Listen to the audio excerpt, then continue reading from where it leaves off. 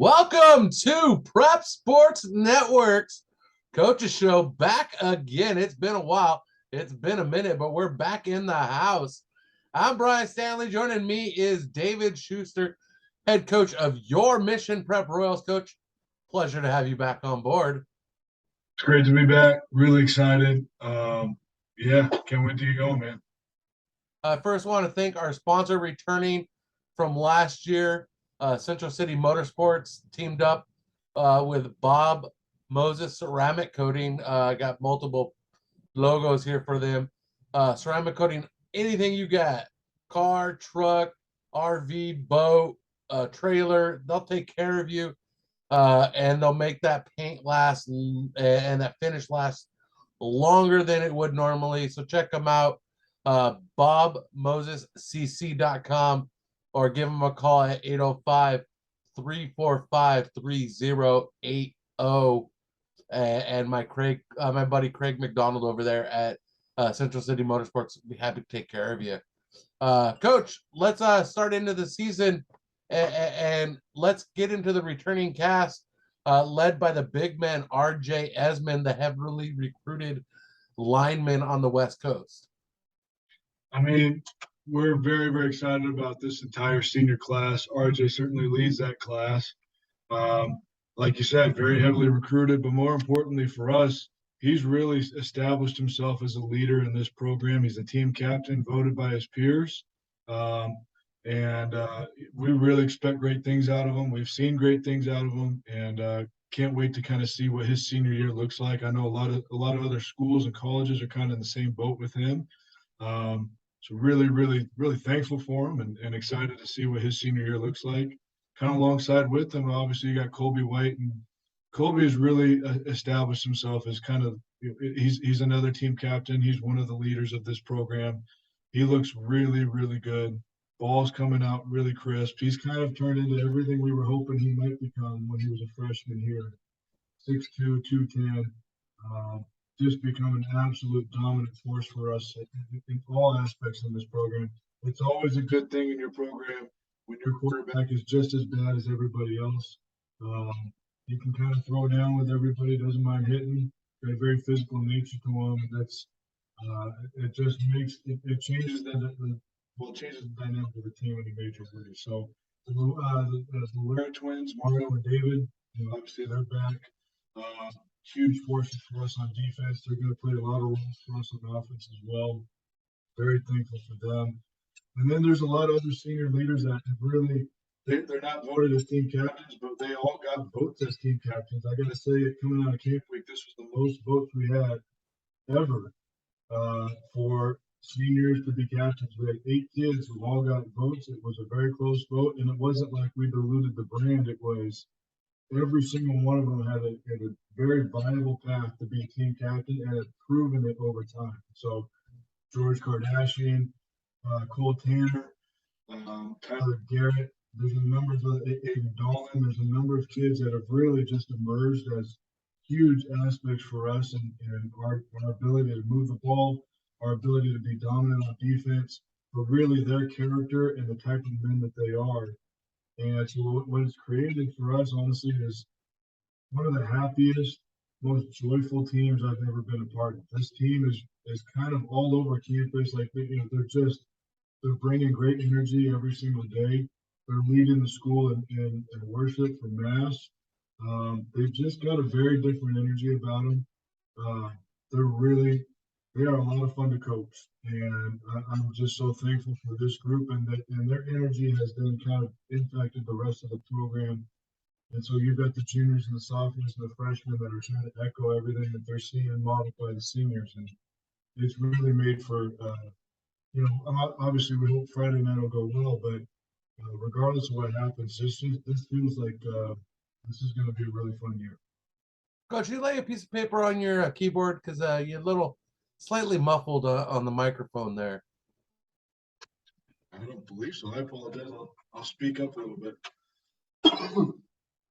Okay, so let's talk about some of the new players coming onto the roster from the JV squad last year, and some of those secondary guys that got to move up into key positions this year that you're looking forward to really being a breakout stars for this squad?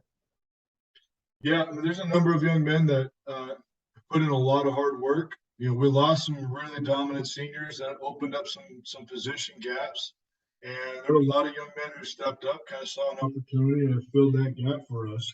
There's a couple ones. There's three that really kind of stood out, or four that really stand out to me. Here as we kind of head into Friday night, and that's number one by far would be Armin Clayton. This young man has really turned himself into a powerful force for us on the edge. Going to play defensive line, a little bit of linebacker, and tight end. Very, very physical presence, great hands, and great work ethic. Really proud of his development. Plus, he's a ginger, so I naturally like that kid. It's all good stuff there. Luke Terry playing wide receiver and corner and safety, really filling a big gap for us. But he's kind of been a kid that we've known. Hey, his time's coming, and when it comes, it's going to be special. He looks like a very dynamic kid for us on the perimeter.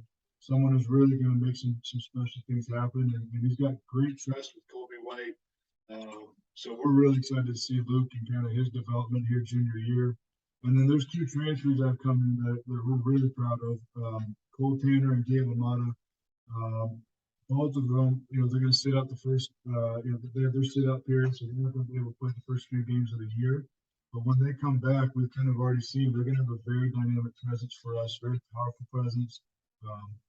They fill a lot of gaps, and they make special things happen on both sides of the ball for us. Very excited to see those two young men really compete. And then lastly, the one that really, really stands out to me, I think maybe, kind of most improved might be Champ Morrissey. Champ Morrissey's going to play D-line for us. He's also going to play a little bit of fullback and backup guard. And so we're really, really proud of him. He worked very hard this offseason, worked himself in a position where we could not keep him off of varsity. Just really excited for him and his opportunity to showcase the work that he put in this summer. And tomorrow night, Friday night, you kick off your season under the lights. Later kickoff than usual because the heat is bearing down in the Central Valley, and Kern County, has moved back all varsity kickoffs till 8:30 p.m. So an hour and a half later, under the cozy warmth of the Bakersfield heat at night. Coach, how's this one going to break down against the Bakersfield Christian Eagles to open the season? Well, they are, I mean, some context might be helpful for people. Before COVID, they were in, I believe it was 2 or 3 straight state championship games or section championship games, and one of them they made it to a state title game. Then COVID hit. Everyone's kind of bouncing around. They're in their first year back off of COVID. They make it back to a section championship and lose in a heartbreaker to CVC. And to be completely honest, they probably should have beaten CVC, and I think they know it. And so the film that we've got so far, and then they look like a very angry team, which is kind of what you expect for a team that lost in a championship game. They are very physical. They're very athletic. Their quarterback has an incredible arm. They're coached by the Carr brothers, so you know that they're going to have great offensive schemes. They're going to be able to do a lot of things. They're very dynamic on both sides of the ball. So we fully understand the challenge that this team presents. We purposely sought out Bakersfield Christian. We played CVC last 2 years. Kind of wanted to play Bakersfield Christian too. We honestly just want to test ourselves against this team and see what we look like. And maybe we get smoked. Maybe we have a great game. I have no idea. But we really just kind of wanted to get that competition aspect in there and see what it looks like against these guys. They're a great program, a storied program, very similar to us, very similar school size. But we really want to compete and get after it with them. We're very excited about the idea of going in there. We're excited about the heat. I know it sounds weird, but there's this reputation out there about coastal teams and not being able to handle the heat, and that's exciting to us. We want to get in there and try to test ourselves and go, hey, it's going to be 105 or whatever. Can we handle this? Can we get after it? We've tried to train in it as best we can, and we've done everything we can to prepare ourselves for a very physical, very hard night. And that's exciting to us. We want to try to really, again, everything for us is trying to get better every single day and make ourselves the toughest, meanest, baddest team on the Central Coast. And this is a fast way to get there. Whether we win the game or lose, um, those shared experiences are going to kind of help in that goal. And you speak about having a challenge in front of you against Bakersfield Christian, and that sets you up for a mountain you have to climb in order to get back to another league title. You've switched gears with the alignment of the joining of Lompoc Cabrillo and San Ynez into the Central Coast Athletic Association. You've moved into the Mountain League with that league title win. So my question for you is, who is your prediction at this preseason point for the Ocean League crown? Yeah, I gotta put you on the spot, Coach. Gotta put you on the spot. I'll say it like I'll say how I feel. Okay, I'll give you. I'll let you. I'll let you off easy. No, I'll give you three, because it's a big field. So I'll give you three contenders. So you don't get picked on too much by the other coaches. Oh, I don't care. None of them fired me anyway. It's all good. It's truly, honestly, I think we're certainly up there. I think we're absolutely part of that conversation. I mean Ocean League, Coach. The league you're no longer in, not the Mountain League. I know you want to win the Mountain League. I know you're the favorite. Like, no. I think you misheard me, Coach. I want the league you were in, the league the crown that is now up for grabs.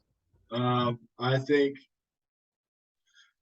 my gut with that one is I have a feeling Templeton is probably going to be the front runner for the Mountain League or for the Ocean League, and I think it's probably going to come down to the winner of the San Luis Obispo Templeton game. Probably wins the Ocean League. Yeah. I think just the way things are kind of shaping out there, and then the dark horse in that whole thing, I think, would be Pioneer Valley. Just the way they play defense, the way those guys seem to move around, and the problems they seem to create for other teams in our area. So, but I'd say Templeton's probably my first choice to win the whole thing. I think Don has done a great job of kind of under the radar rebuilt that thing back up, and I think people are going to see. He had a very, very young team last year, and they kind of took their lumps, and I think they're going to shock a few people. I think. Coach, I would never put you on that big of a spot to make you predict the champion of your own league. I will. Hey, that's a tough one. I'll tell you what I think about it. I think the Mountain League is going to be great. We're excited. Yes. Truly can't compete. I also do think I got no problem saying it. I think if we do what we're supposed to do, and I think if everyone else kind of goes the way I think this is going to go, then I have a feeling it's going to come down to us and St. Joe's at the very end of the season to decide the league title. And I don't know who's going to win that game because I do think St. Joe's is that good. And so that's my true gut feeling on it. I don't really mind saying it. I don't mind putting it out there. Kids need a little bit of pressure anyway, so it's all good. Well, Coach, I agree with everything you say there, but I'm going to throw a dark horse monkey wrench into that mix, and that's definitely going to be Rigetti, because Rigetti always likes to play spoiler to everybody's plans on the Central Coast, no matter who it is, and they're more than willing and capable of doing so as well. My staff will tell you, I've actually told them Rigetti is one of the games I'm actually most worried about, truly. Just the timing of it, the way the whole schedule breaks out, and I'm looking at a few things going. I could see us going down there and really having a really hard time dealing with that team at their place. I could see that being very, very difficult. I don't just. Because Rigetti's also a team that tends to get really hot late in the season. Yep. So you got to be wary about them. So tough schedule. That's down the stretch. The final two games of the season. That's the Rigetti Warriors and St. Joseph Knights. But this Friday, tomorrow night, because today's Thursday, if you're watching this on the day of release, Friday night is going to be the Mission Prep Royals at the Bakersfield Christian Eagles. 8:30 kickoff right here on prepsportsnetworks.com. You can also follow it on YouTube. So check us out, and we'll be back next week with another episode of Coach Show. I'm Brian Stanley for David Schuster. Thank you for joining us.